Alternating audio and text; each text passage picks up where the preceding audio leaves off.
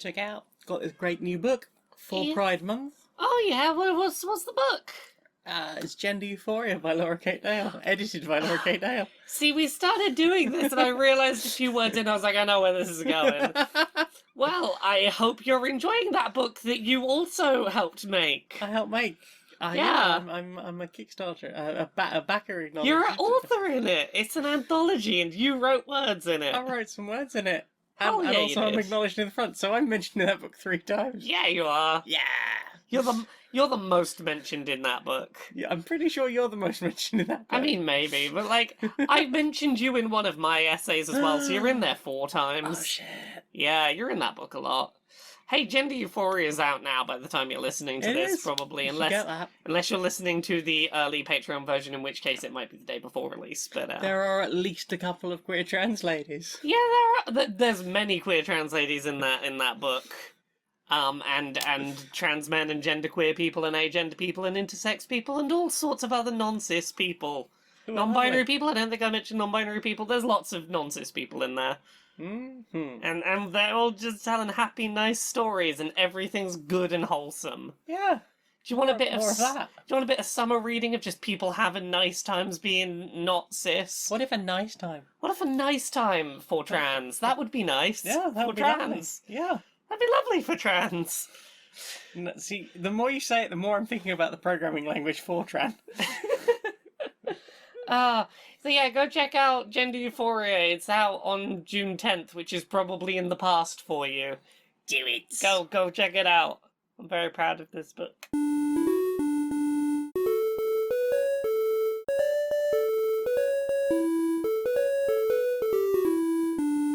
Greetings, strangers, queer and pleasant. I'm not Laura Kate Dale. And I'm not Jane Eris Magnet, and welcome to another episode of Queer and Pleasant Strangers. It's a podcast where 2 queer trans ladies talk about the media we've consumed in our weeks, and occasionally Jane will catch me off guard by forcing me into self-promotion. Self-promotion at the beginning of the show. I got caught off guard, I wasn't ready. How are you today?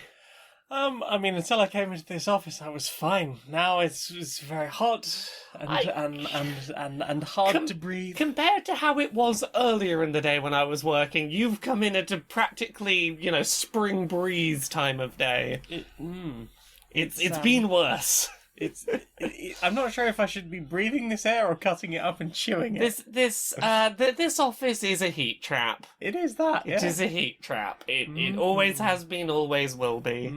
I guess that'll be the late summer afternoon sun hitting Yeah, right on the roof hitting there. directly on the roof right on top of me.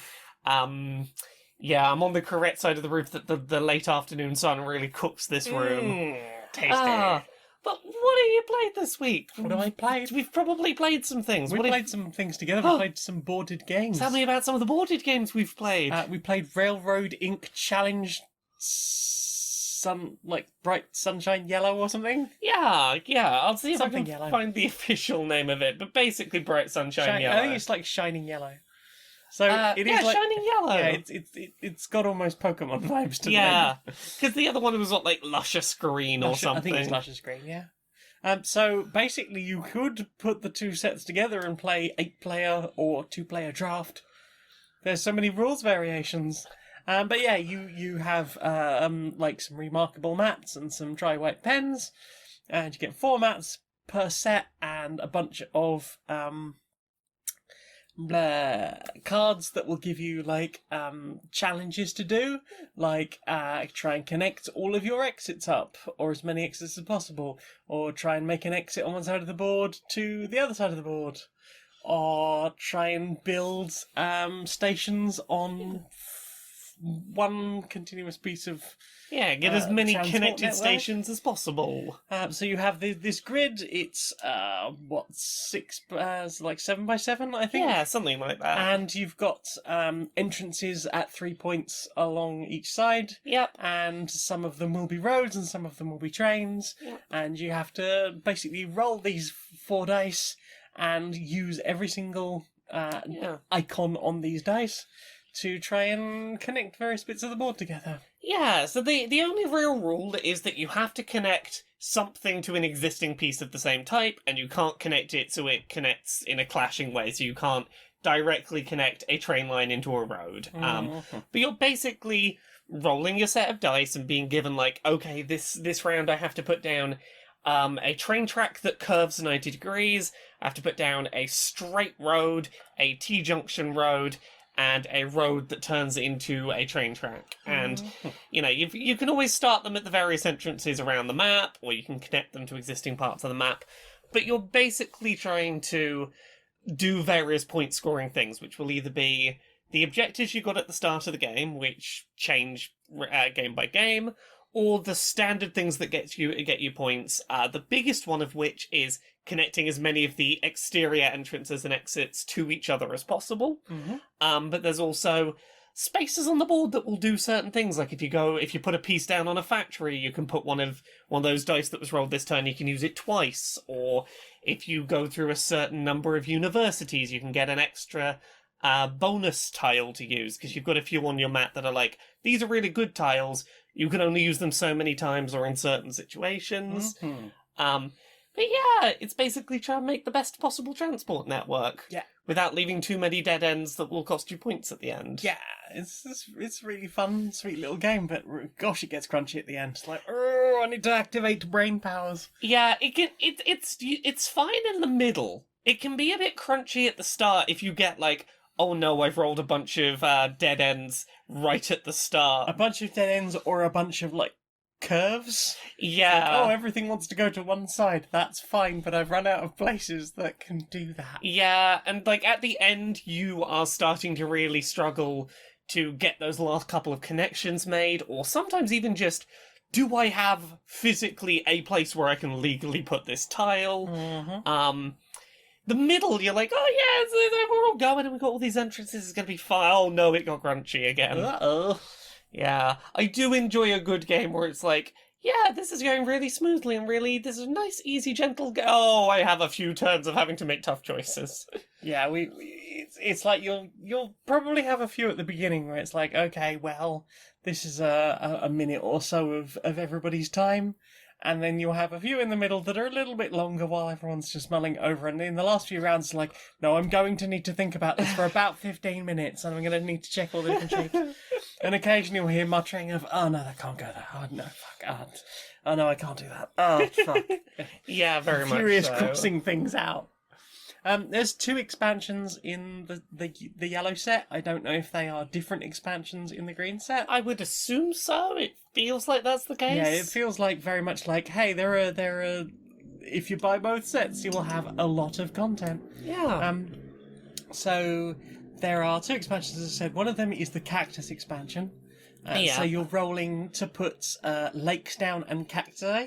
And if you roll the die that shows the sun beating down, if you've got cacti that aren't directly connected to like a lake tile, then you have to cross out all of those cacti, and the individual cacti are worth points at the end of the game. There's also one with canyons, and you have to like roll the canyon dice to connect like jaggedy lines between. They sort of run up the sides of the grid.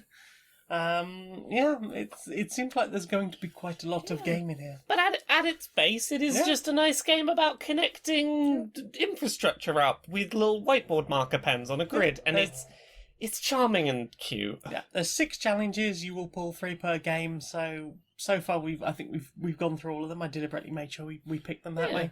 But obviously, you can shuffle those, and you've got a good amount of replayability that way. Plus, you never know which way the dice are going to come up. So exactly. There is that. Yeah. What else have you played? The main thing I've been playing is I've been playing through Ratchet and Clank Rift Apart. No. Yeah, that new Ratchet and Clank game on the PlayStation 5. I've had it in the house for a couple of weeks. I've done a complete playthrough and most of a second playthrough. That's a really good game.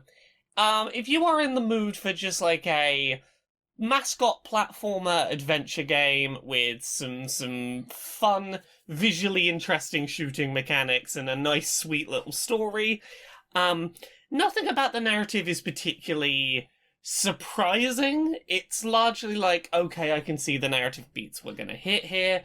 I can see that, oh, that's the forced conflict that's going to lead to that, and that's what's happening there. But it's all delivered with such charismatic character performances that I really didn't give a shit. It is funny, it is charming, it is sweet, it is a very fun game to play through. The big draw of the game, mechanically, is as you go through the game, it has a really good steady drip feed of giving you lots and lots and lots of new weapons to use that all play very differently to each other. They all have little skill trees attached to them, and I really like the system for how skill trees work in this.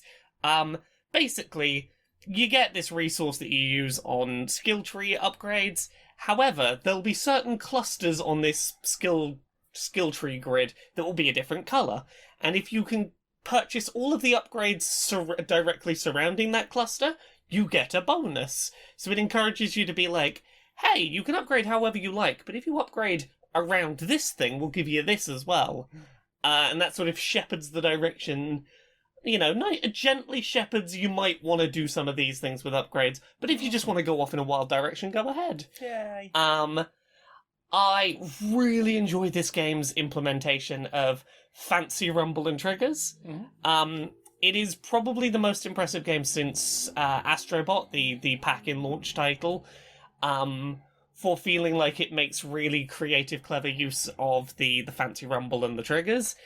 Every gun does different things with the rumble and triggers. There's some guns where it's like half press it to start targeting and then click it past that point to fire. There are some that will sort of vibrate with the shots being fired. It does a lot of really impressive stuff with the various sensations going on around you, be it, oh, that's the feeling of your gun going off, or the whoosh of wind past you, or your footsteps on the floor, all have senses that come out the controller, which are really cool. It is probably the most impressive game from a technical standpoint on the PS5 so far, in terms of one that I've looked at and gone, this feels next gen. It is a very, very pretty cartoonish art style game that makes very good use of intense particle effects and lots of ability to have lots of debris and lots of enemies on screen at once without the frame rate hiccuping at all. The trailers they showed for this game, the demos, where they had like, here's the sizzle reel of the character hopping between worlds really fast, and there's a bit of a noticeable load, but it's still quite quick. Playing the actual game, fucking smooth as anything, and under a second to load between drastically different environments over and over. It is the first game on PS5 where I've played it and gone, oh yeah, you couldn't have done this without a set speed, fast speed SSD. Like, this whole gimmick would not have worked on a slower hard drive. And that felt really cool. I never got over the gimmick of, haha, I walked through a thing and now I'm somewhere else and there's no load times. It felt very cool. There's one level in particular where it's a planet in two different dimensions, and in one it's destroyed and one it's not. And every time you hit these purple crystals, it instantly, like a blink, it's completely changed to a totally different environment. I'm like, oh, that feels cool. I would love to see like a GMTK about this game, because how it works seems fascinating to me. Yeah, so here's the thing. There's been a little bit of talk with the developers about how this works from Digital Foundry. They are loading those assets in real time. They are not, like, there's no trickery of like, oh, we've got it preloaded, ready to go. It's like, no, when the portal opens, we load it off the SSD then. Ooh. I'm like, that's impressive. It's very impressive. It's not like, because I was watching, I think it was GMTK about Dishonored 2 and the time travel mechanic in that. Titanfall 2. The Titanfall... I've never played Titanfall 2. Dishonored 2, there's the mansion that you go through with the time travel heart. Yes. And sometimes it's like, basically they're loaded directly above each other. Yes. Because all you're changing is the Z coordinate. And apparently that's fairly easy. Yeah. Because you can't really see out of the house above it properly. You just ping up and down. Yes. Sorry, that's fascinating. I had today been watching another video about another game with another time travel level in it, which was Titanfall 2, which did a similar thing of, environment hidden. It's already loaded in into memory, but it's just out of sight. Yeah. This isn't doing that. This is like, oh no, we'll put the full memory on what's currently on screen, and when we want to load the other bit, we'll just get it off the SSD. Nice. So yeah, that game is like technically impressive, and it's very fun. It's like 15 to 20 hours for a playthrough, and yeah, it is the first thing I've played on PS5 where I've gone, this feels really next gen, and like you couldn't have. Not only is this better on PS5, I don't think you could have done it on PS4, and like I'm glad they didn't try and make a PS4 version of this because it would not have been the same. No. In terms of accessibility settings, go watch accessibility this week. We did an accessibility review. Basics. They did a really good job. Sony continues to be knocking it out the park with first-party software in terms of really, really high-quality accessibility settings that hit most of the mark really well. Most of the settings that were found in Spider-Man Miles Morales, which I forgot is it's the same development team, worked on that. Most of those settings remain intact here. One of my complaints I had was that you couldn't do the thing that you could on The Last of Us 2, where you swipe on the touchpad to turn on or off high contrast mode. Apparently hidden away, and now I know where to find it. I'm like, oh, wouldn't have fucking thought to look for it here. There is an option to, if you go into controller remapping and then a few menus deep, you can choose to map high contrast mode to a specific unused button. But, like, it is not advertised that that's a thing, and I wish that was a bit clearer. But, like, high contrast mode is there, really good aim assists, really good motion sickness settings, really good, just a nice variety of options. So yeah, Ratchet and Clank Rift Apart, real fun little game that. Had a very good time. Yay. What you played this week? Just quickly, while we were talking about the fancy adaptive triggers on that. Yes. I've been streaming Resi 8. Yes. Wasn't really going to mention it this week because I've just played a bit more Resident Evil 8 that I've already completed. I don't like the adaptive triggers. Yeah? Yeah, I just find them annoying.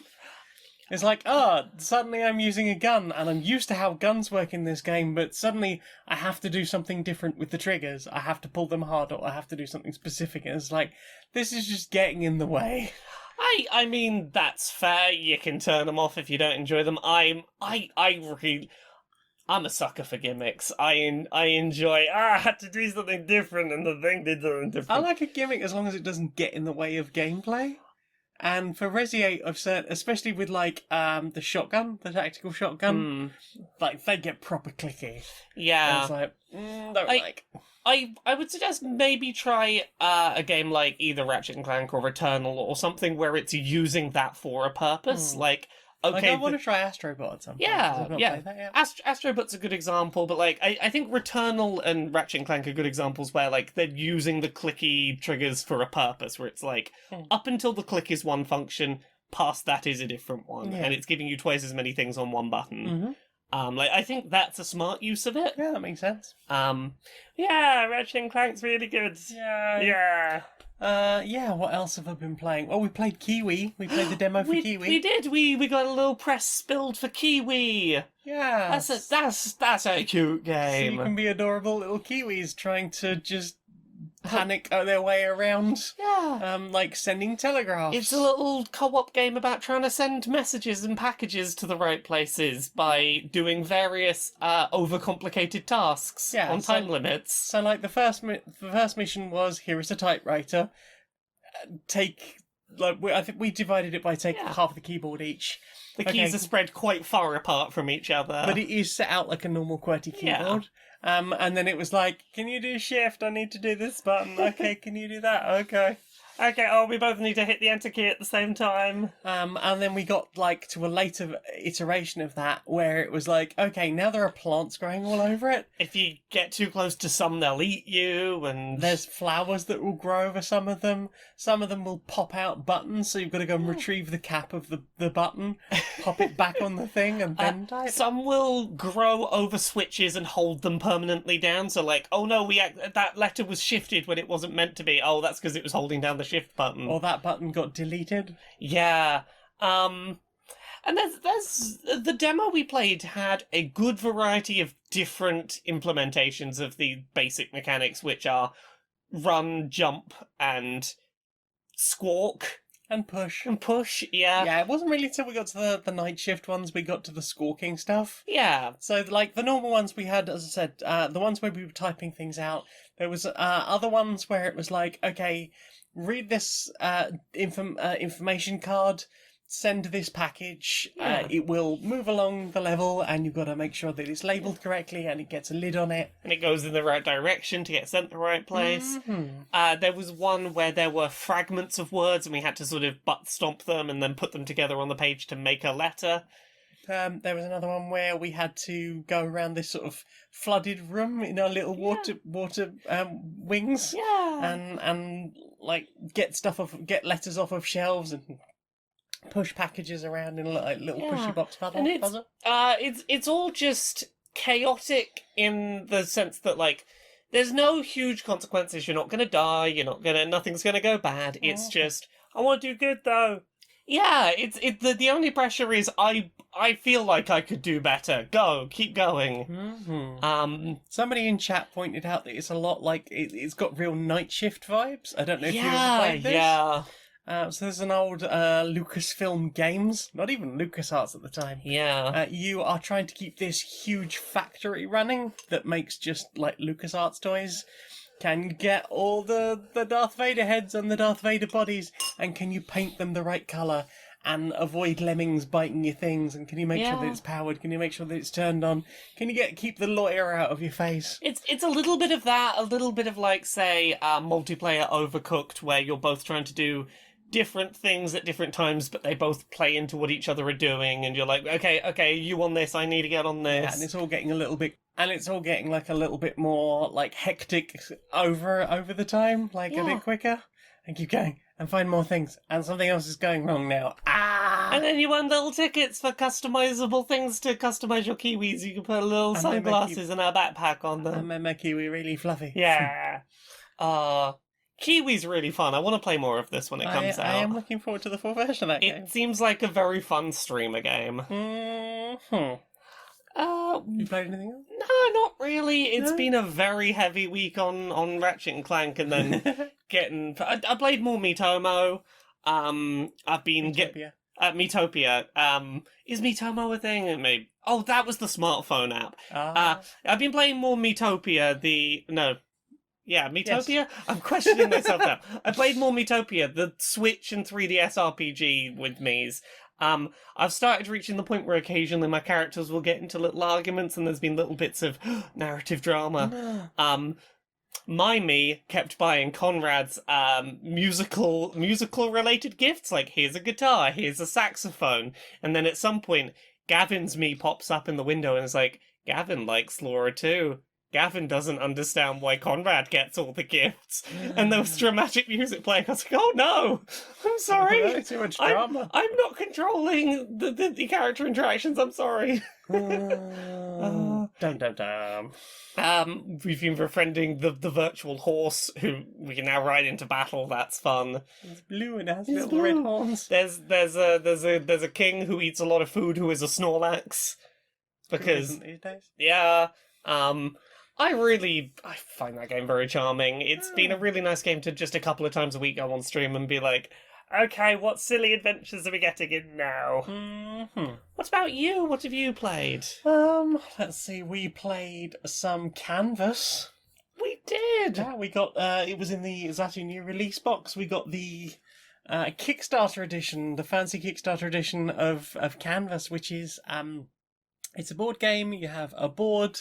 You have appropriate. You have 3 things that you will be judged on, and then you have a selection of these transparent plastic sheets. And you basically, on your turn, you can either pick up a plastic sheet or you can put together a painting. Now, the transparencies will have like a picture of a thing and a word, and the word will be on either the left or the right. And then like a bunch of little coloured things down at the bottom.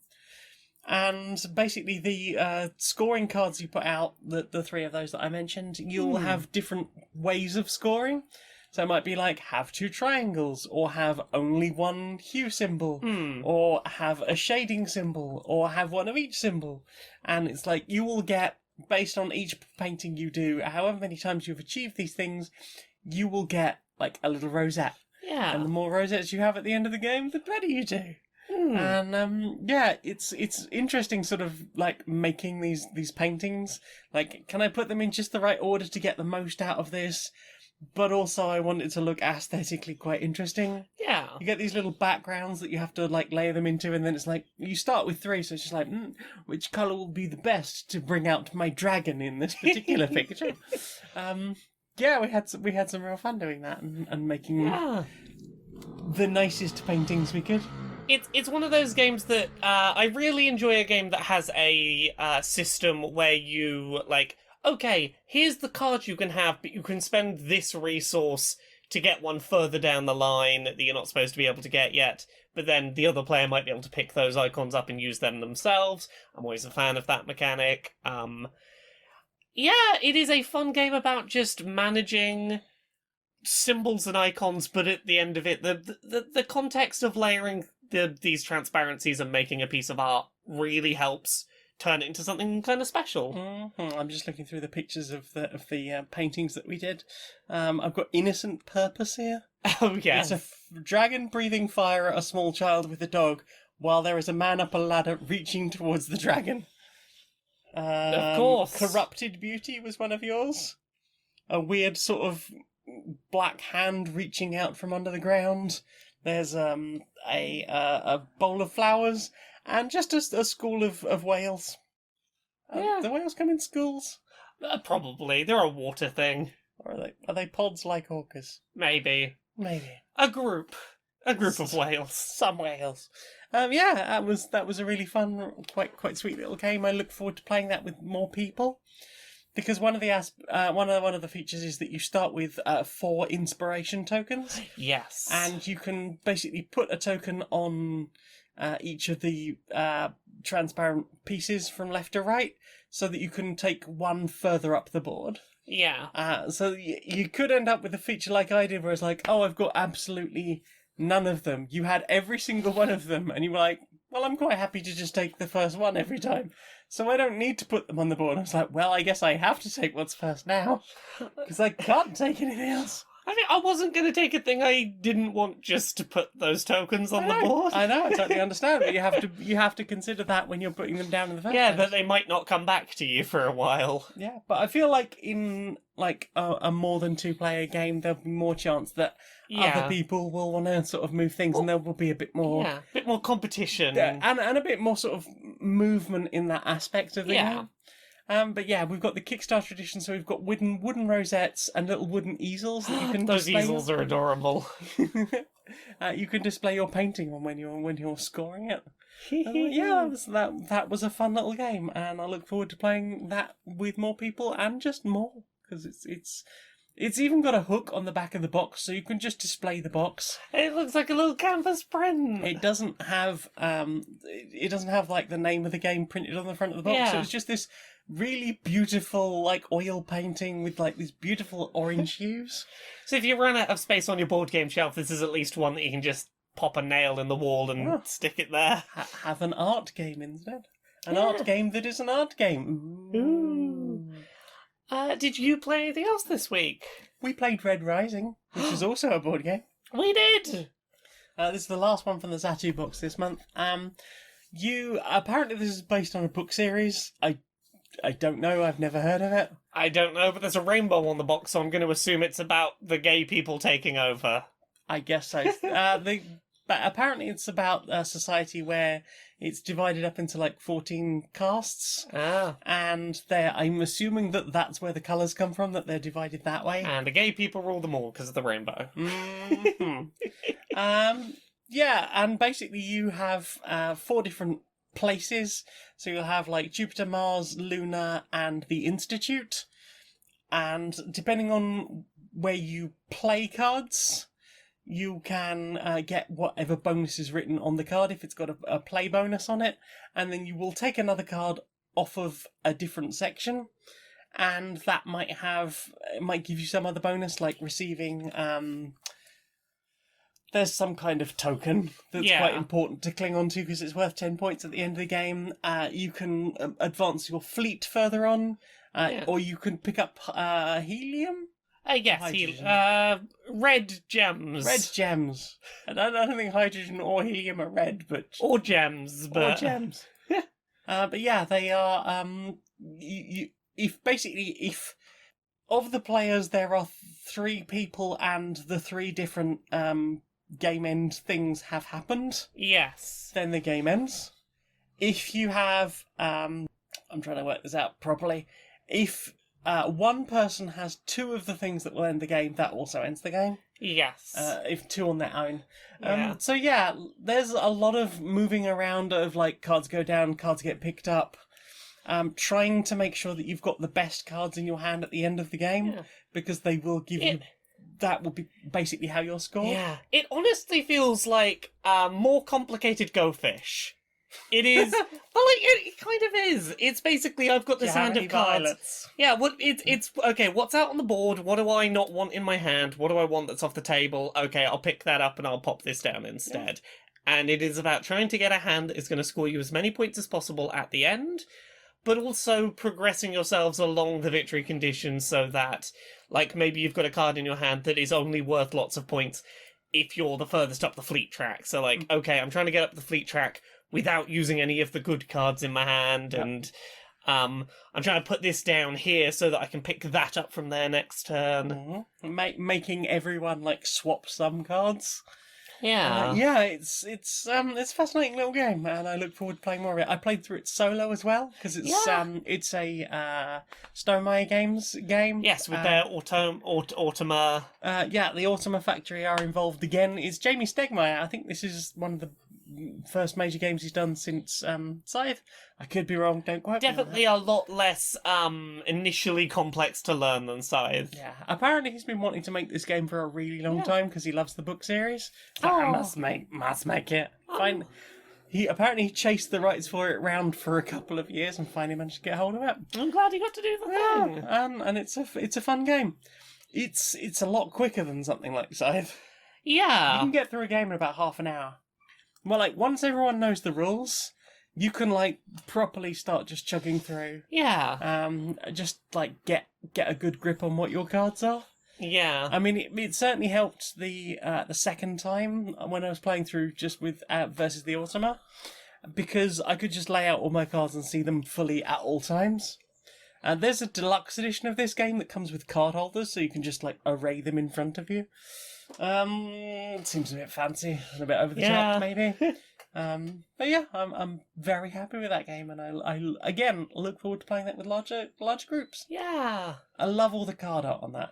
And the card Very, cards are very good card art. And then we played some more Scythe Rise of Fenris. We did. I had my ass. I had one very good game of that. Kicked my ass so hard. I was doing real good. Okay, so the final scores were 136 to 83.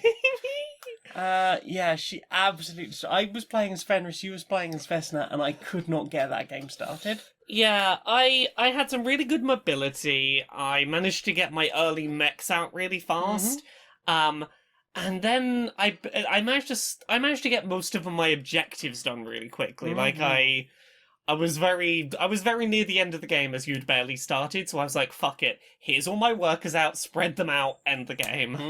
And I think I made the right call. Yeah, definitely. But we continued our streak of you win, I win, you win, I win, you win, I win. So let's see how those last 2 games go. I mean, if this is the start of things to come, I think you're probably going to absolutely thrash me. But I reckon you're going to win the next one and I'll win the final round, and we will have had an equal 4 wins each, is my prediction. Well, we shall see how it goes. It's going to be a while before we see how it goes, though, because E3 is coming up. Yeah, you can be a busy bunny. We're going to be a busy bunny. It's going to be a little while before I have a weekend for board games. That's all right. I shall keep playing solo games in the meantime. Well, I think that's everything we've played. I think so. I played more Astroneer. It's all right. I think I've got bored with it. I'm on the last planet, like literally the last planet. I was doing all right. I was starting to ferry things down there from my starting planet, and it crashed. Oh no! And lost me an hour of progress. Yeah. Which didn't seem right, because I was sure I had at least been in a vehicle which usually says it's saving the game, but apparently that save did not carry. Oops. So, yeah, I was a bit annoyed about that. And I've just sort of gone, I don't know if I can be asked. The last planet's the hardest one. And it's just it's deliberately so. Oh no. Sure, okay, I could do all of that. I could put up with all of that, but I can't be asked. Yeah. Well then. Time for this. Right, so, looking like, you never know, there are a lot of rumblings about this whole Corona thing. Oh, yes. And there's new Coronas and Oh, yes. a Corona with lime or something, Oh, something like like that. Cherry Corona, and yeah, it's all getting a lot where people potentially going to be locked down again for a very long time. So we're trying to work out the best way that we can capitalize on the outside world. Oh, yes, we can sell them the outside when they can't be outside. Exactly. Sell them. How do we bring the outside to them in some sort of manageable, easily conveyanced, not too expensive for us, but probably very expensive there. Maximise profit and whatnot. Well, I, there's the obvious answer of, things like daylight lamps, but that's so pedestrian. They buy it once and they're done. We need to have methods we can keep selling them again and again, ideally. Exactly. A perishable, a consumable, something that they're going to need to keep investing in. Oh, have you got any ideas? Well, I had battered around the idea of some kind of outdoors pill. Oh, tell me more, Well, we figured that the people, what are the essential things that people want from the outdoors? So, trees and grass and things like that. We could put that in a pill. That's pretty easy. I suppose just grind it up and put it in a pill. Grind it up, whack it in a pill, no problem. Fresh air. Bit more tricky. We could freeze the fresh air and as a liquid in a capsule, frozen, and just swallow that. I mean, it might be a little bit dangerous because you've got to get it very, very cold to turn it into a liquid, but I Exactly, suppose. and probably, who knows if you should be swallowing that or not, and how gassy that would make you. That's their problem. Exactly. The last one we've been having a bit of a tricky wicket on is sunshine. Oh, I've got an idea for this one. That's what... You know how when you've got mirrors sort of bounces back and forth forever if you point them at each other? Yes, but surely you have to get the light in there in the first place. Yeah, you just sort of hold the open pill sort of near the sun and then very quickly put the lid on. Right. So it's a mirrored pill with just like sunlight trapped inside. That's very clever. That. Yes, I'm sure it will have some kind of effect on the body, probably. Exactly. Well, that's the outdoors indoors sorted. Yeah, wonderful. Excellent. You're bloody marvellous, you are. Yeah, you too. Yeah.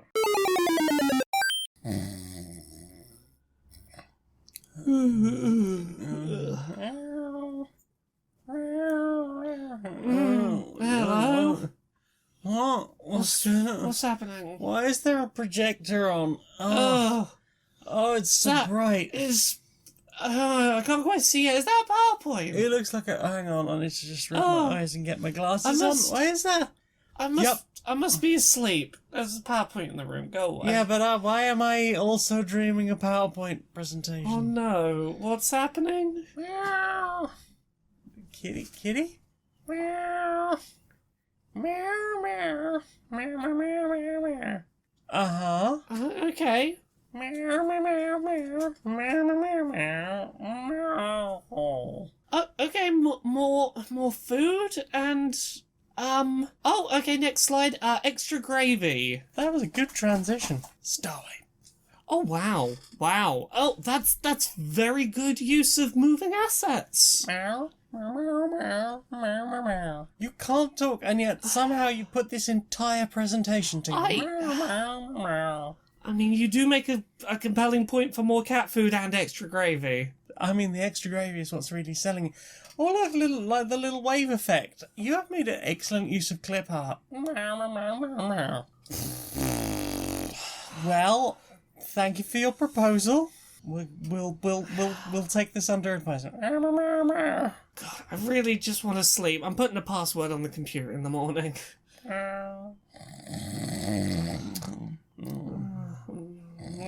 Gravy.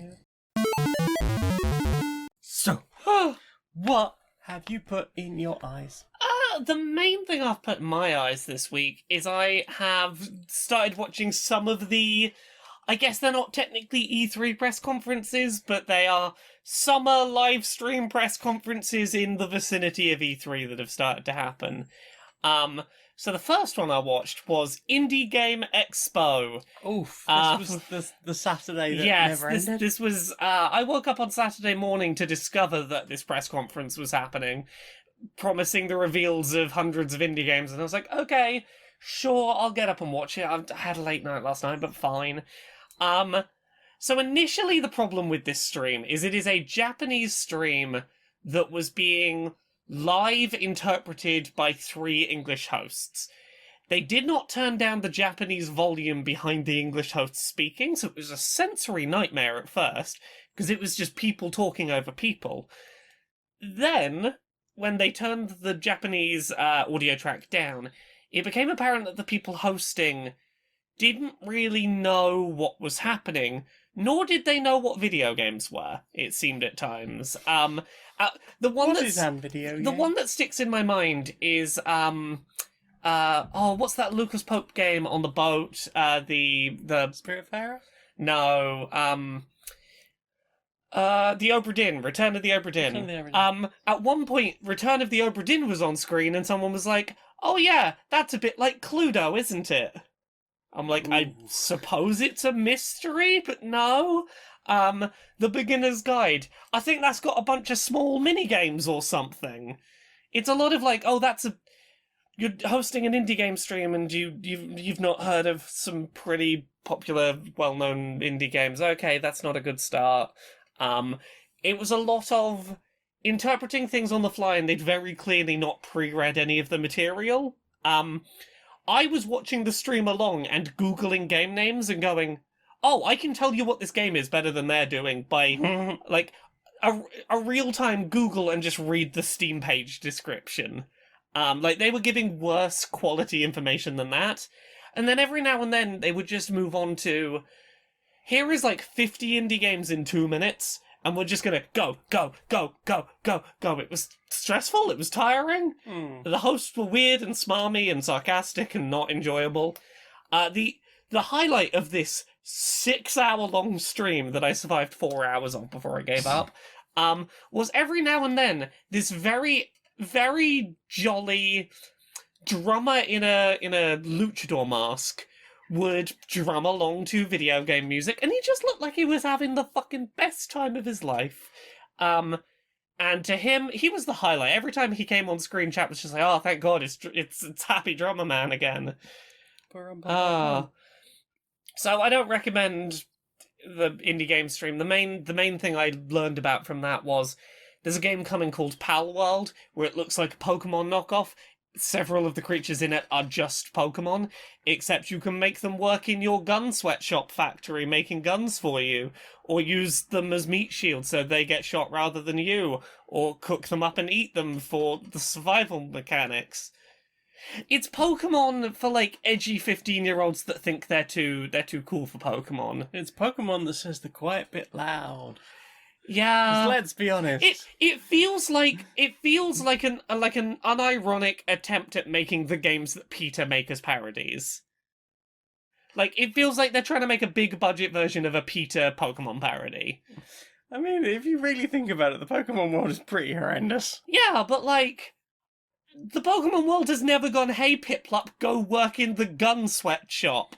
Go cry over a conveyor belt of guns. No, when I'm going to send you off to the doctor to be blended into candies. That's not technically by the law what happens. They just go to a nice farm and you're also given candy. That's what officially the answer is. Mm-hmm. So yeah, after that on Saturday, I watched the first day of the Guerrilla Collective, which is another indie game stream that happens. They do a couple of streams over a couple of days over a E3 period. Much better quality indie stream, much more enjoyable, much more well-paced. There were some wonderful little games in there that I'm excited to try out. There's one called Kraken Academy, that is set in a school where weird supernatural shit is going down.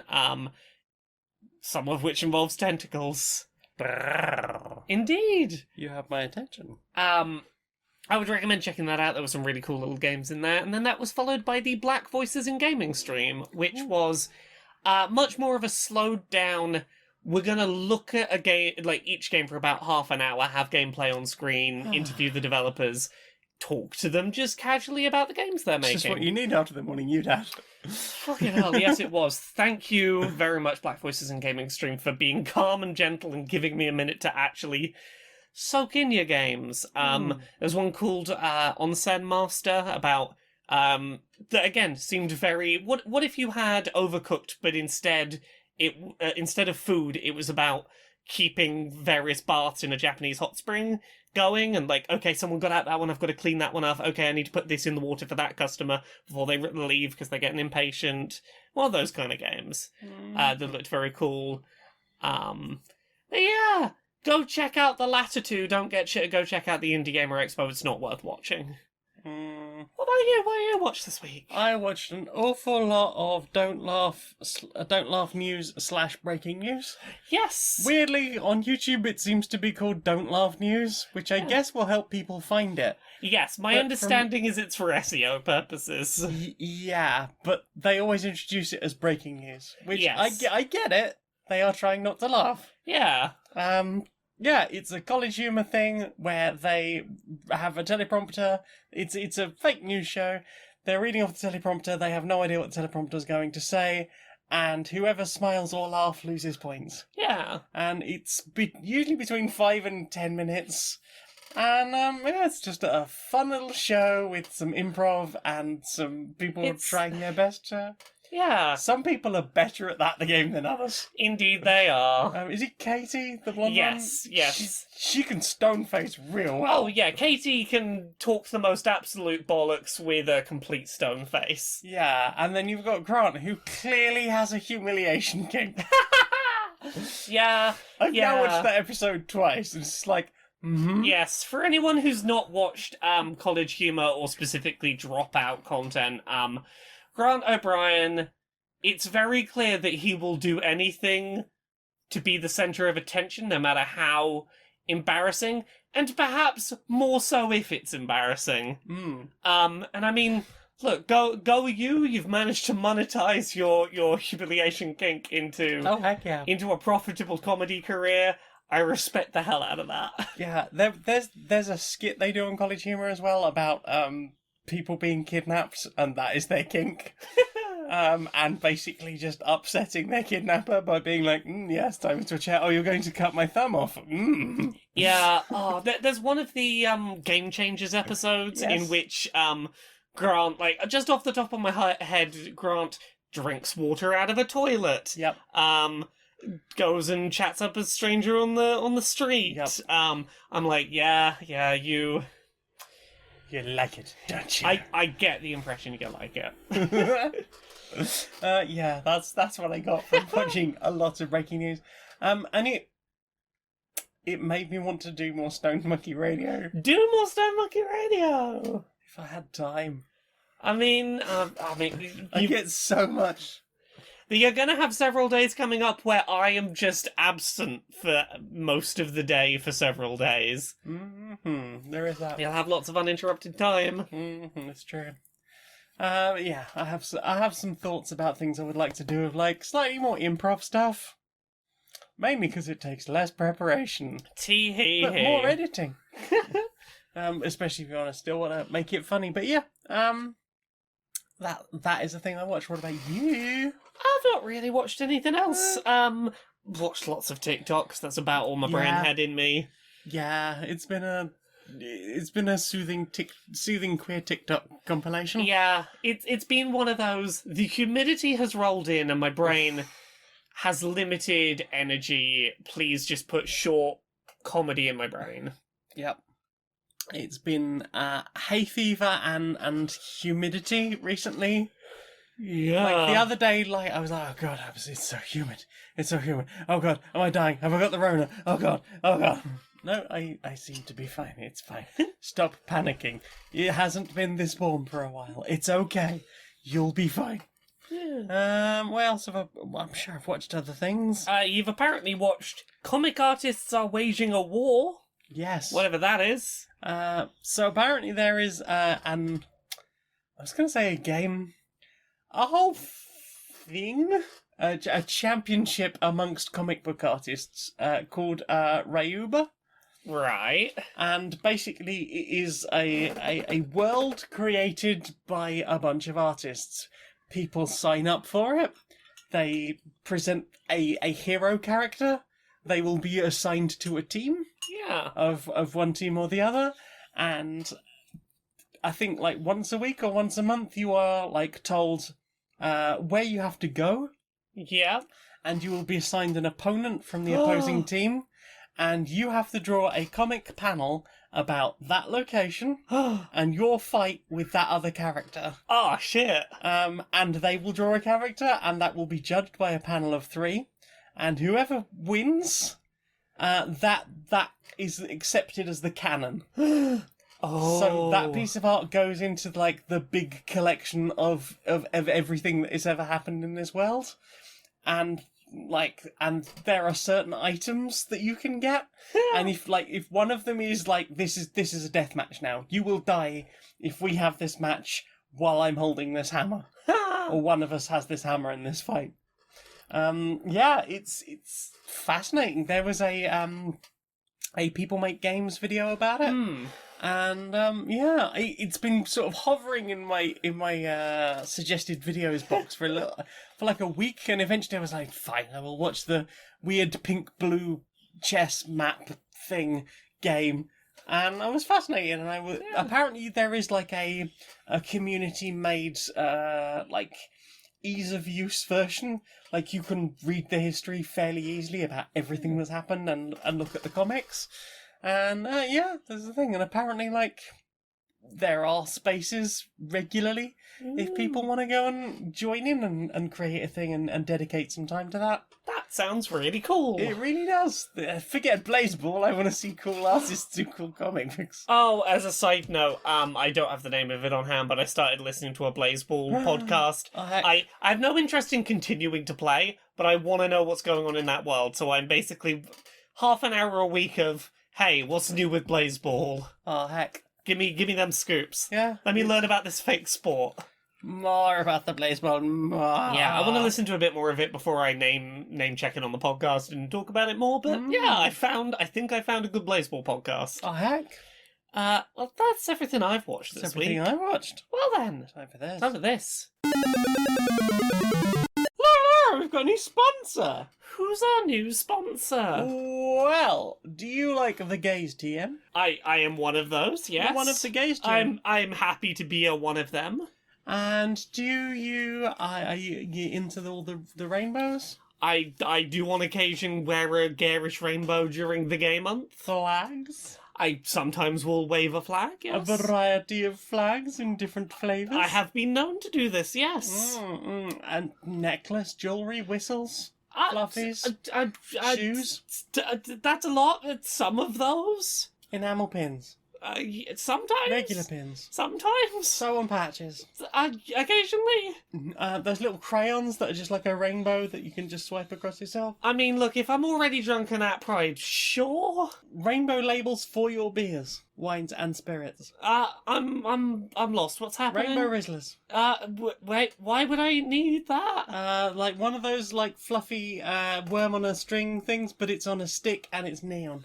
I feel like we're getting off track. Is a gay person trying to sell us stuff? You'd think so. This week's sponsor is official pridemerch.lol.net.com. Okay. It is a website made by cis straight people who are ready to sell you totally up to date and well researched pride merch. Aha. Did we Google what the flags will mean? Will we donate any of the money to charity or for the gays? I mean, I'm looking right now. That Progress Pride flag knockoff is entirely not correct, and I'm pretty sure that's a straight pride flag they've got there. Ooh. Oh, that's just a thin blue line cop flag, and that's the trains flag. Oh, That's well, that trains train rights. The trains rights. Trains rights. I mean, I would celebrate trains rights, but I don't think that that's what they were going for. I don't think they were trying to sell to me. And I'm pretty sure that one's Puerto Rico. Oh wow. Well, this Pride Month, don't support our sponsor. Go support actual queer people. Actual queer people, there's Yeah. many people with an Etsy. Indeed. Don't Don't do Don't. it. Don't do it. don't perpetuate weird street vendor culture. Don't go to visualpridemerch.lol.net.com and do not enter the code QMPS170 for... I can't even tell from this copy what you get for that. Right?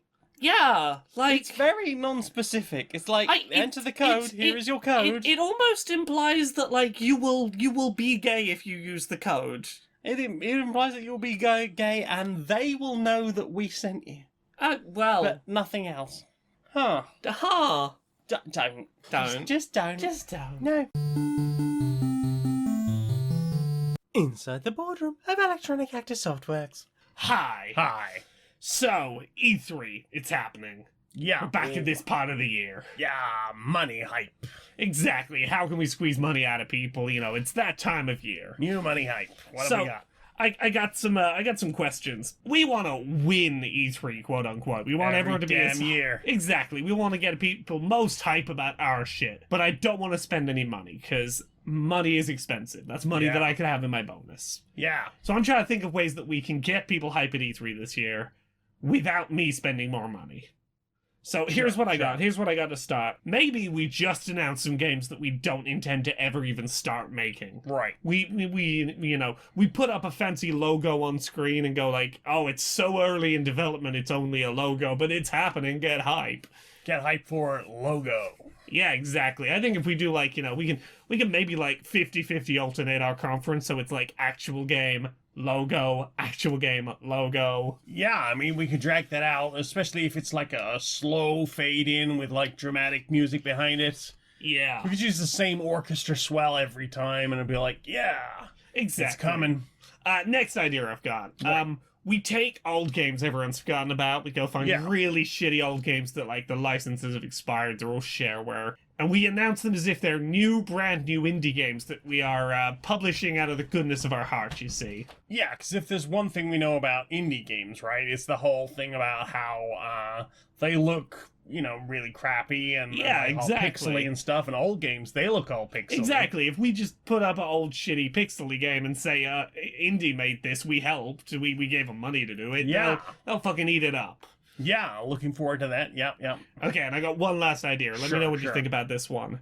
We could launch a make a video game for us competition. And Right. the prize is that your video game gets to get released by us. And we don't have to do any work. So we host the competition and obviously we're gonna do the whole thing where it's like we own 100%. Oh yeah, of 100% everything. of everything you submit is ours. Yeah, intellectual property, sequels. Yeah, exactly. Yeah, moral rights. All Yeah, of- exactly. all of It's like you never made it.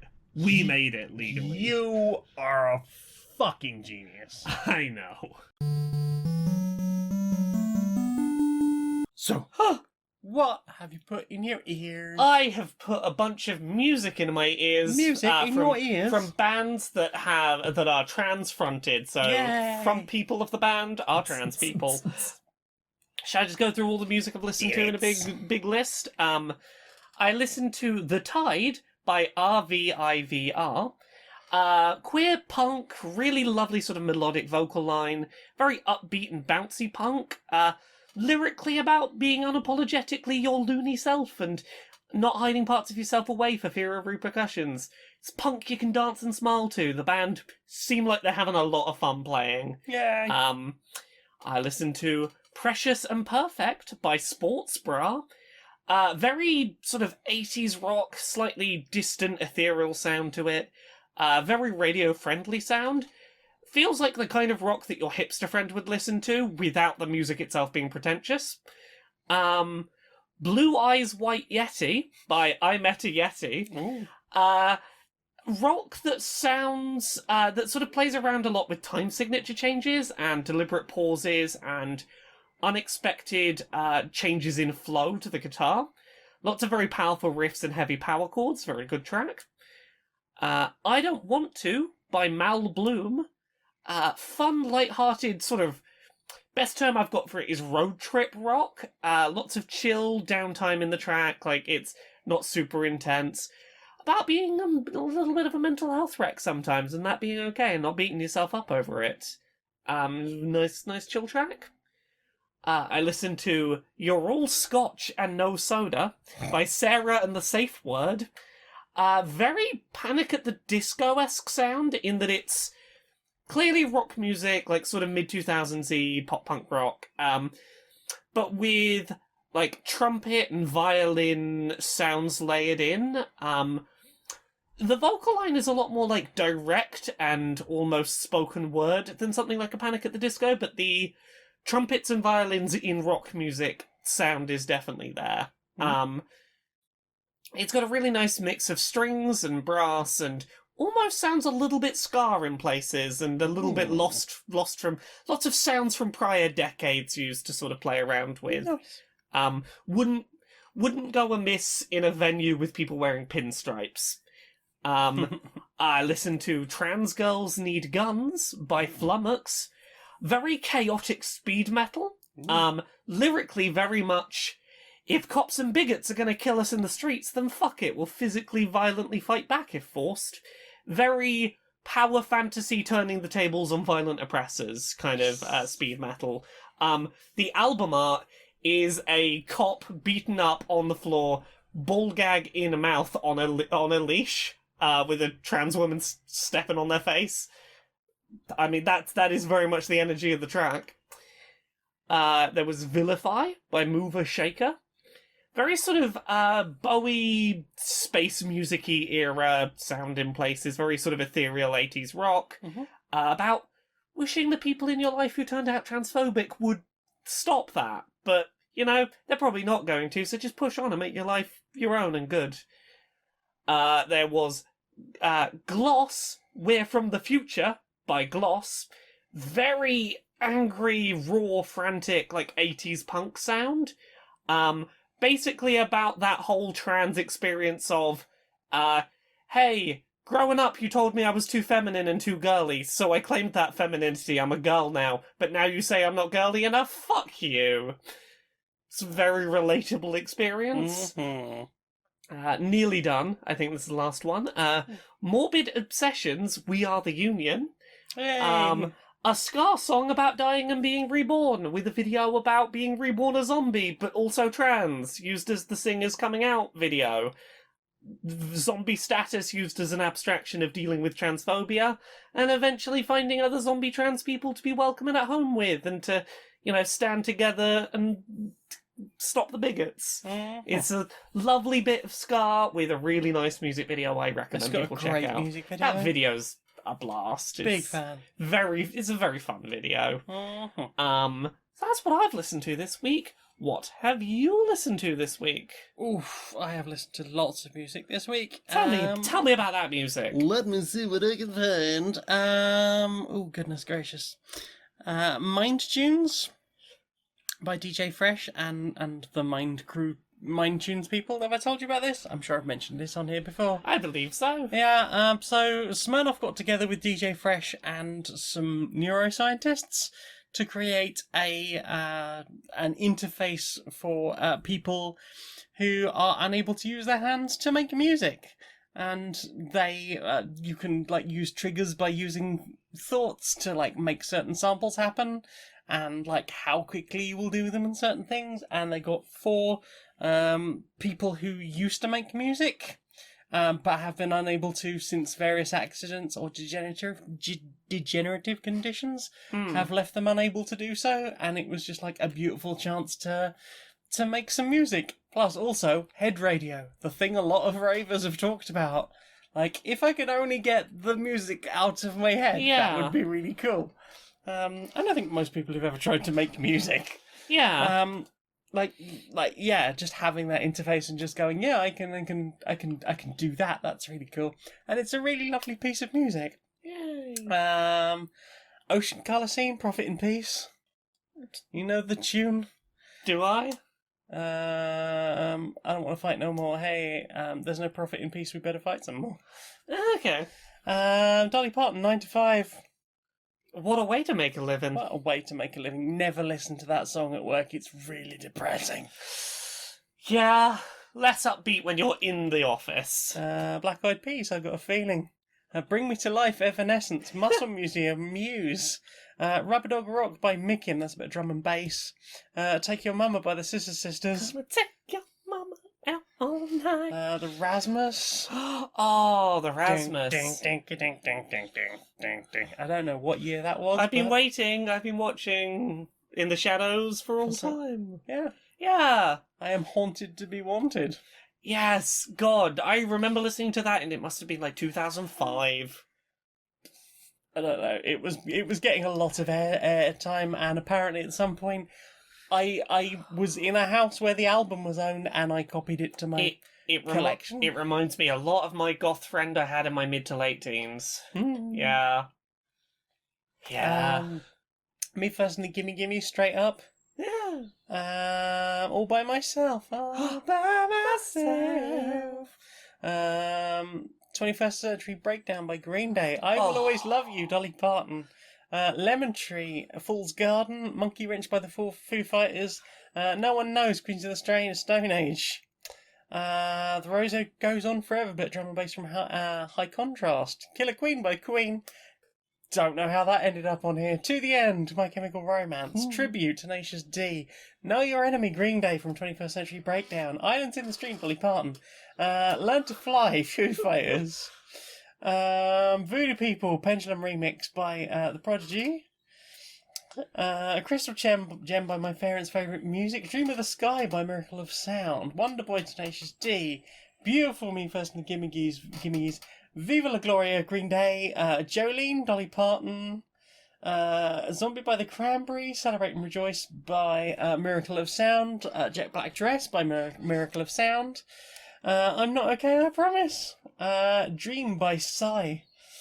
I Don't Love You, My Chemical Romance. I listen to a lot of music. First Note is Silent by High Contrast. Don't Stop Me Now by Queen.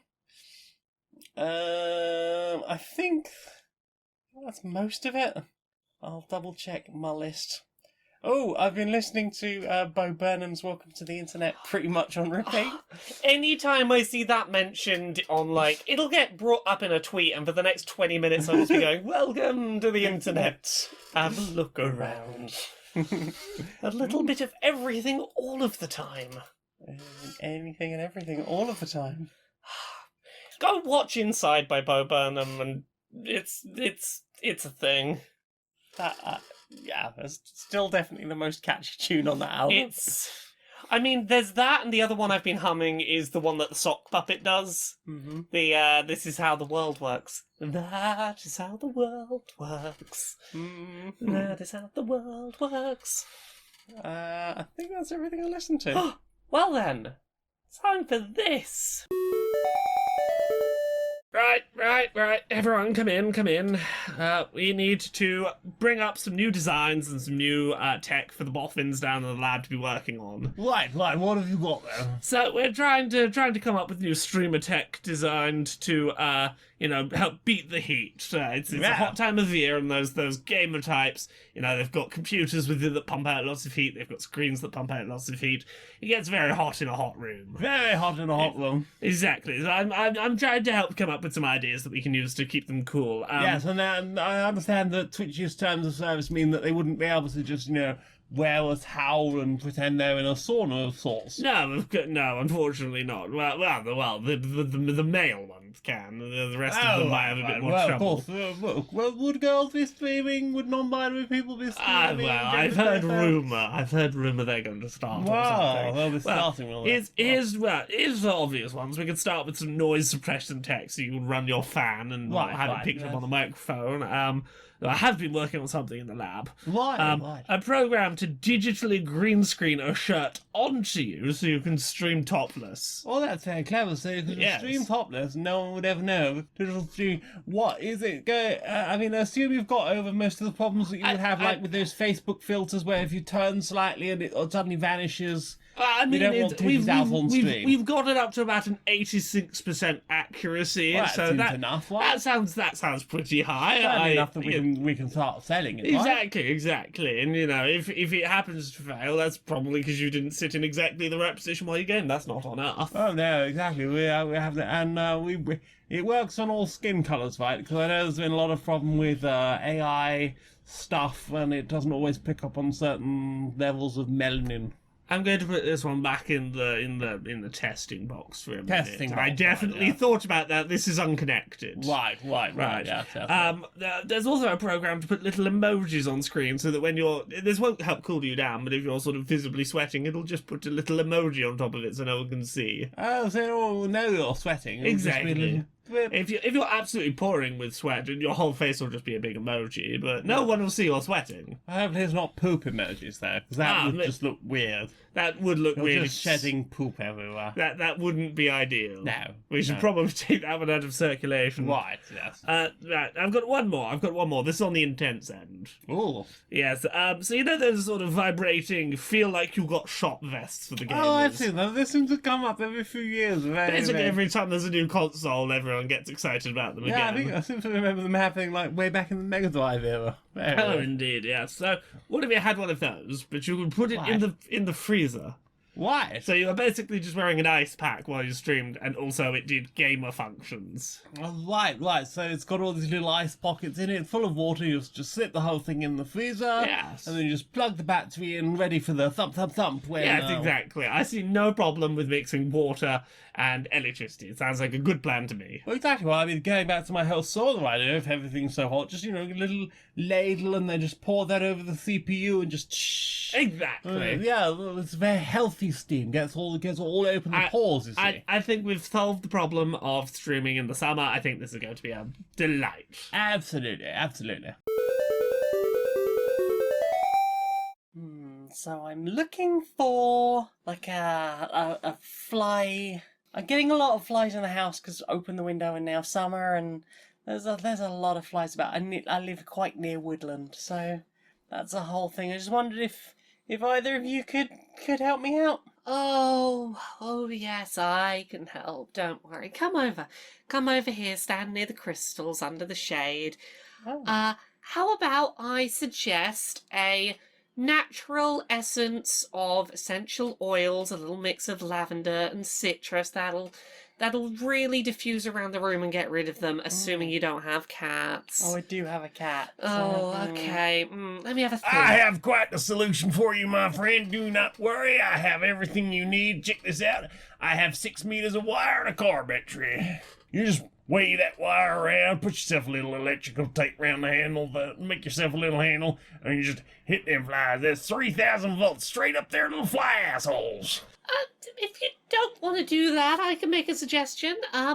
You could use this rose quartz crystal divination stick, which you sort of just surround the aura of your room with the crystal, and it will gently encourage the flies to see the error of their ways. They'll leave of their own accord. It'll be lovely. They'll learn their lesson and go because you taught them a magical lesson with crystals. I got this uranium right here. It'll nuke the little fuckers. Just leave that out in your living room, and then, you might have to not stay there for a while, or who knows, you might end up with quite a skin condition. But you'll be fine, and they'll certainly get rid of the flies. Nuke the little fuckers. We could offer you some binaural beat audio that's got sort of a 3-dimensional quality to it, and it'll make it sound like there's, the natural predator of the flies is, somewhere physically in the room, but it's just sound. I have got 64 25-gallon drums full of napalm right here. I will solve all of your fly problems. I mean, I could attempt to commune with the flies and ask them to, to head to a more emotionally resonant home. Listen, I really shouldn't be showing you this, but I have a special strain of virus here that will personally take out the DNA of every fly and its ancestors for forever. There'll be no more flies. I mean, I can't compete with that. That sounds a bit intense. But it'll work. You want rid of them flies, right? Not that badly. Questions, Sam. Have questions. What's the question? Bethany Turner asks, who is the greatest warrior ever? The hero of renown? Who slayed the evil ocean? Who cast the Lich King down? I don't know. Who was that? I think it was Finn the Human. I could be wrong. That seems like a thing that would be. I could be wrong, but yeah, I think either way, I'm going to make it Finn the Human because I think Finn the Human is the greatest warrior. The bravest warrior. Oh, it's a different Pendleton Ward show. Oh. I will trust your judgment until I eventually get through watching that show one day. One day we'll get around. One to day we will do this. Kiri Magic asks, bums? Bums? Bums. Bums, yes. Yes, please. Yes. Mm. I did a whole book about, yes, bums, bottoms, buttocks, butts, backsides, derrieres, booties. Mm-hmm. Omegon the Sane asks, do you use electrical fans in this kind of heat? And if so, are tower fans overall more convenient? I do, and I use a tower fan because it gets the fan at the right sort of height that it's near my face in the office. You got a tower fan? I thought you had a spinny fan. Is that... Oh, I assume tower fan meant any fan that was on a big stand and was I think tower fans are the the ones thin, where it's like strippy a column cylinder thing. Yeah. Oh, then no, I have a standing fan. I misunderstood the term. I have a fan on a big stand. It's a spinny fan, but it's up on a big stand. Fan do spinny. Yeah. Same for you, isn't it? I mean, I have one. It was basically my office was having a refit. They were like, we're sealing all the windows and getting proper air conditioning, so we don't need all these desk fans anymore. So if you want one, take one home. So I have a free desk fan that I got. I had to cable tie the safety thing back on the front of it. Yes. Because I kept catching my toe in it. But yeah, it's all right. It's all I have. I've never had a tower fan. I can't afford fancy fans. No, it does the trick for keeping the place cool at night when we're trying to sleep. It doesn't really keep it cool, but it certainly does move the air around. Whew. I mean, if the air is moving it, that's the same as cold, right? No. Yeah. Just wait till the height of summer and we'll realise. We'll know. Alpha, living in a dungeon, asks, what is your opinion on Terraria? And if either of you like it, will there be streams of it? Fascinating game that is just not for me. I have never been a Minecrafty kind of person at the best of times, and Terraria is all of the bits that I don't tend to enjoy about survival-y games. It's just not for me. I can see the quality of it, it's just not my thing. It's alright. I played a lot of it for a while, but Terraria is one of those games that I feel like it's a lot of things to a lot of different people. Like, you have people that build amazing things in it, and I build very practical buildings. Yes. Here is a tower block for all the people in my town, because while I'm out, they will move in, and that's fine. Yeah. Like, I don't build anything very practical. I've never put a roof on anything. Like, it's got a bit of stone that closes the room off so that it's a closed room, but that's it. Like, I don't care to get into the aesthetics of that, because it seems like a whole bunch of extra blocks that I've got to be carrying around or finding storage for.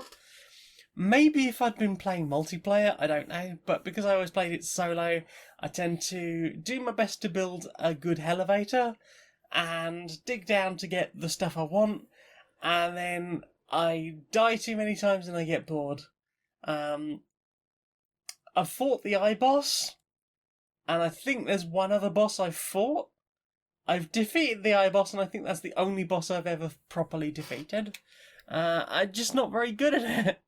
And again, I think it feels like one of those games that if you were playing it with other people, and you were making like a big thing, and hey, let's all work together on this thing, I would get more out of it. But as it is, it's like I got a grappling hook. I got the vine grapple thing when that came out. Woo! Phoenix 2 here. Hi Phoenix, I love you. Love you, mwah. Asks, what is an unbelievable or hard to believe true fact about you? I mean, I've shared this one on here before. That I played Tambourine on Stage with Jared Way. Is one that jumps to mind. I'm trying to think of a weirder or a more obscure one. Have you got one? I don't. Most of the things that I talk a lot about the things about me. This one's tangentially related. It's a story that happened in my life, but to someone else. My mother carried the Olympic torch in the London Olympics. She carried the Olympic torch, lit for a certain percentage of its journey, and then lit the next person's torch. Fun fact, it's not one Olympic torch, it's many that you pass the flame along with. If you get selected to run with the Olympic flame, you get to keep the torch afterwards. I'm not sure that's always been the case, but that's pretty cool. I don't know if it's always the case, but I know for the London Olympics, they were allowed to keep the torches. It was a big lighter. It was a big gold lighter, and my mother has that somewhere. Yep. In order to, Ready to beat intruders. Exactly. So that's a thing. She has a thing that shows like she got to run with the Olympic torch for a bit. I think for you, your one would probably be the whole thing about the Dutch government or whatever it was. Oh God. Okay, yeah, it's the Dutch. Okay, I don't know if I've told this story on this fucking show. Yeah, but it was years ago. Yeah, I believe it was the Ukrainian government, I think. It was, the short version, a bunch of money was defrauded from the I believe it was the Ukrainian government, and basically lots of tracking back the, like, okay, where did the money travel, what networks did it move between, and the furthest they could trace it back was my family home. Now, we do not know how this happened, but it did. For a long time, for multiple months, our home was surveilled from across the street. We had our phones tapped. Internet communications were monitored. And at some point, they came knocking on the door and were like, hey, we are from the government. Here is the number you can call if you want to confirm that we are from the government. We need to confiscate every electronic device in your home that can send or receive messages. Or that can be used to connect to the internet. Also, you're gonna be on a no-fly list for a country for a bit, while we make sure that you didn't do a massive fraud. So that's fun. I think that's probably the most... Yeah, so that's, it was assumed that someone in my household had stolen $6 million from the Ukraine. There was a moment where I was the person who knew how computers worked in the house. I was the person that fixed things if things went wrong. My mum did have to come up to me and go, did you steal from the Ukrainian government? Did you steal $6 million? I was like, I'd be out the country by fucking now if I had $6 million and if the government have just turned up at the house and I have $6 million to run away with, I'd be fucking gone by now. Do you not think I'd have a lot better My Chemical Romance shit by now if I had $6 million? God, yeah. Yeah. I'd be licking Jared Way if I had $6 million right now. No. Consensually. So yeah, that's one. I worked on a sex line for a couple of weeks. Oh yeah? Yeah. It wasn't for me. No? Yeah, I had trouble being sincere about it. What are you wearing? I'm a giggly. What are you wearing? I'm just my pyjamas, I'll be honest. I haven't got up today. Yeah, you gotta tell a story. Oh, okay. I haven't got up today. I'm very depressed. But like... but also horny. But like, so... sexy depressed. Sexy depressed. Wink. Maybe the magic of your wonderful penis will be enough to cure this depression. Why don't you talk about wanking for a minute? Mm-hmm. Or shall I just keep talking about my depression while you fab? Welcome to the sad line. There's probably a market for it. Maybe, but apparently I wasn't tapping it at the time, which is weird because like a decade later I would have been very ready for that, Yeah. but by then it just wasn't paying as I much. reckon I could bullshit my way through phone sex work at this point. I could bullshit being like, ah, yes, I'm doing things far sexier than what I'm actually doing, which is just sort of chilling in bed. I can say that, but I really struggled with the sincerity of it. Like someone had told me like, yeah, get props. Everyone's, oh, I'm zipping up my long leather boots all the way. It's a sleeping bag. Things like that. Like, oh, I'm wearing rubber gloves now. Not because I'm doing the washing up. Honest. Tricky asks, I was listening to a non-Trotsky podcast. I know that non-Trotsky. That's that Jonathan, that Waluigi. Yeah. Talking to women about video games. The other day, and it struck me how good that intro sounded. I really think you banged out a great tune for the show. What are some of your favourite podcast jingles? Oh, I have to give a nod to the one that Jonathan made for me for Laura's Gaming Butts back in the day. Butts.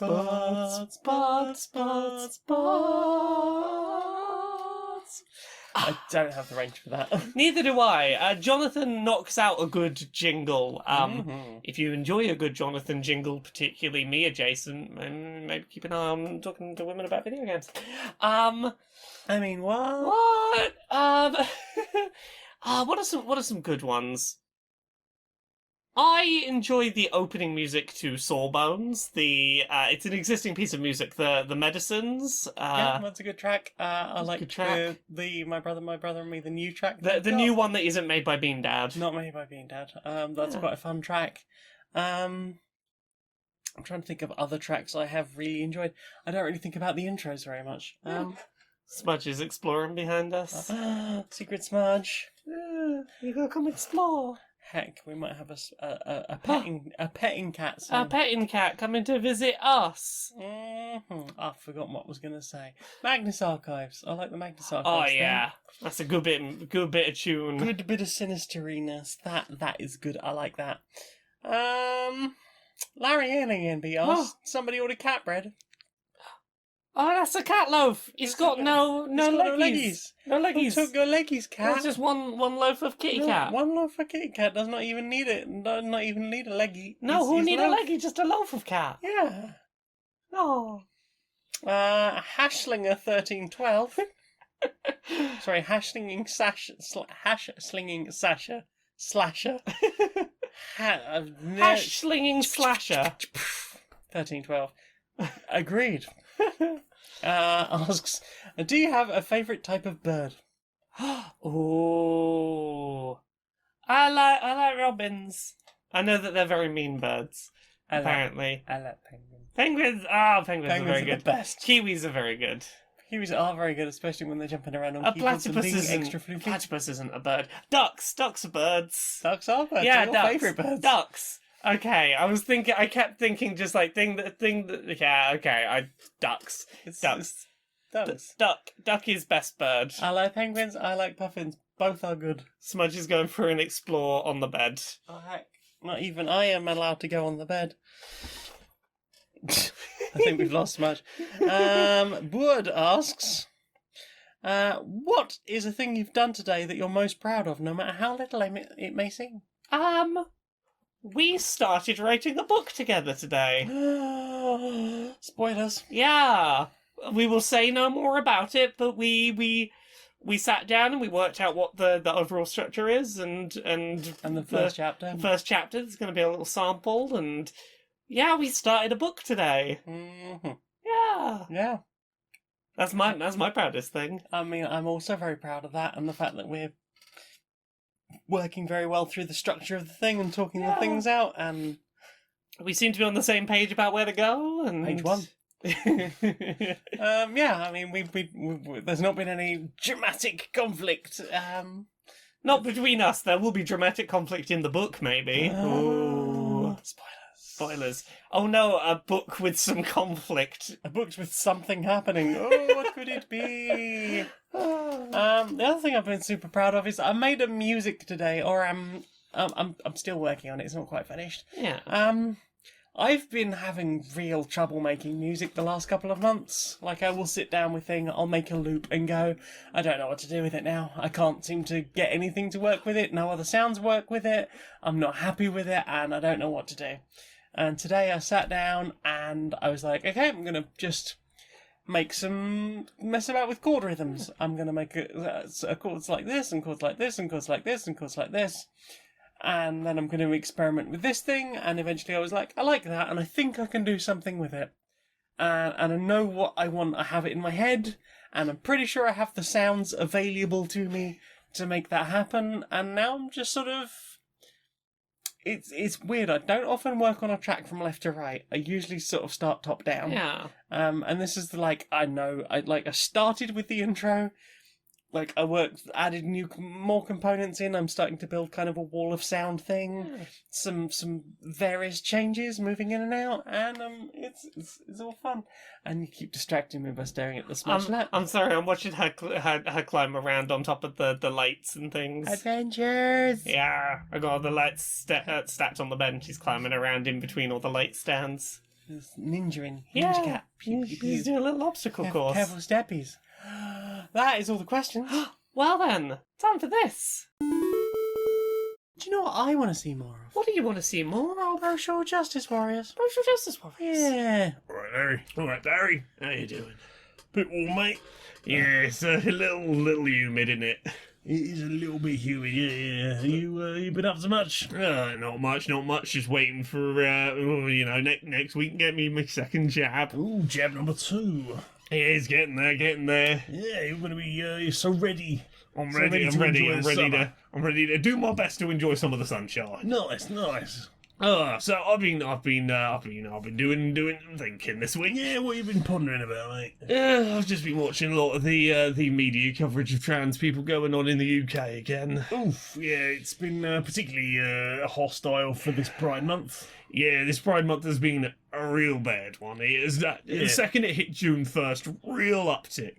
Real uptick in the hate and bigotry there. Yeah, so one of the things I've seen is a lot of talk of the lack of trans people invited to talk about trans issues by the media. Yeah, the BBC were inviting gay men on to talk about trans rights. Yeah, there was a particular example from cis gay men, I should point out. Yes, yeah, there was a particular example from the other day from Radio 4. Invited a cis gay man, and he was like, "I cannot do it, but here is a trans woman you could talk to," and the BBC were like, "No." And just went and found another cis gay man to replace him, and it's like, it is ridiculous. The absolute length that are being gone to not give trans people voices in media is ridiculous. Well, I might say something perfectly reasonable. Yeah, if you look at the Times, I believe the Times has on average posted 2 anti-trans posts every day so far this year. Not one post by a trans person. Well, no, why would you talk about, or why would you include trans people when you're just talking about them? Yeah, exactly. The phrase that's been used for many years, nothing about us without us. And it feels particularly... Yeah, I mean, it's been used I believe, in a few different contexts and movements over the years. But it certainly feels like this is one that could really use a bit more... about us and with us for the trans community there. It feels like there is a lot of talking over the trans community at the moment, and sort of the discussion happening as if trans people do not exist to have a voice in it. Well, it feels weird that there's this whole, sense that the way people talk about, like, oh, there's trans people everywhere, and there'll be trans in your kids, and they'll be breaking into your locker rooms and waving genitalia everywhere, but at the same time, none of them can be found to have a conversation with, and no evidence can be found to back up any of their ridiculous notions. It's almost like the claims that trans people control the media and have some sort of huge agenda that is unstoppable and they control all conversation is bullshit. Trans people constantly silencing perfectly reasonable feminists, and while they get constant, columns in the newspapers and on the radio and on the telly, and never a trans person to oppose them. Yeah, you know, it's almost like that's utter bullshit and they're projecting. Indeed. Nothing about us without us. Get trans people onto the discussions of trans people. Let trans people talk about their issues. Absolutely. Virtual hug. Virtual hug, mate. Counting down the weeks now. Not long now, mate. It's what, 7 weeks, I think? Thereabouts.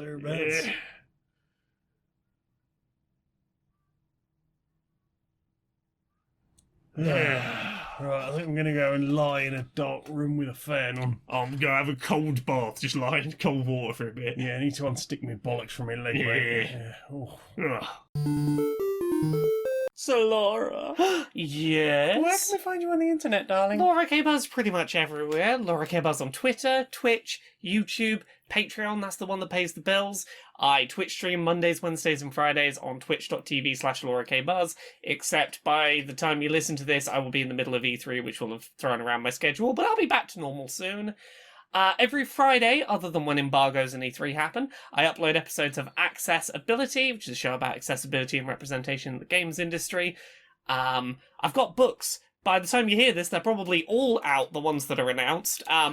There's Uncomfortable Labels, Things I Learned from Mario's Butt, and Gender Euphoria. And then there's at least 2 more in the works, but they're a little bit of a ways away yet. One of which you've already finished writing. One of which I've finished writing, but I've got to wait for some art to happen, and it has a release date, just hasn't been announced. What? And one of them is barely started, but it's happening. Mm-hmm. We're getting done on it. Here we are. Other than that, podcast Pixel Squirt. It's a video game character pornography podcast. There is Podquisition, where we tell you whether your favourite video games are great or perfect. And Dice Funk, which is a Dungeons and Dragons podcast. Each season's its own story, so jump in wherever you like. I'm on seasons 3, 4, 5, 6, 7, and 8. Check it out. I'm also on another podcast with you that isn't this one. Me? That'll Yeah. be Polyarmory. That's a D&D 5th edition real play podcast with questionable morals. Let's see, we just had a new episode of that. Things are proceeding interestingly as the party head north towards Groybon in the hopes of, towards napping, in the hopes of finding more information about Thordson, currently in the town of Lankingham, and investigating all of the steam. Wink. Ooh. Who knows what they will do? Find out in last Saturday's episode, which went up. As expected last week, I mentioned, hope it goes up. It did go It up. did, yay! I also make music under the name Bedroom Programmer. There will probably be a new track up there, maybe even by the time you're listening to this. Whom can say? I've got a SoundCloud just for this show and Polyarmory and the program. You can listen to those on soundcloud.com/JaneErisMagnet. Got a Facebook group, got a Discord. Got a Redbubble shop. You can buy t-shirts like my Wealth Inequality Solutions t-shirt. The answer is a guillotine. Got StoneMonkeyRadio.blog where I write things. Got a YouTube channel. I'm on Twitter. I'm on Twitch. I stream at 19:30 UK time on Thursdays. And I've got a Patreon. That's one that pays my bills for as little as $1 a month. You can get help me justify a 76-hour work week. Please, I could do with more Patreons because everyone is really feeling the squeeze right now. So the few that I do have, really having to drop those donations. So if you can spare $1, I would really appreciate it. And for $10 a month, you can get early access to Queer and Pleasant Strangers and anything else that I happen to put up on there. Usually Polyamory goes up as well. That, I think, is everything. All my links can be found at streamerlinks.com/Janiac. That's JANEIAC. My Patreon is Stoned Monkey Radio. Laura, sing us out, please, darling. Until next time, be a stranger.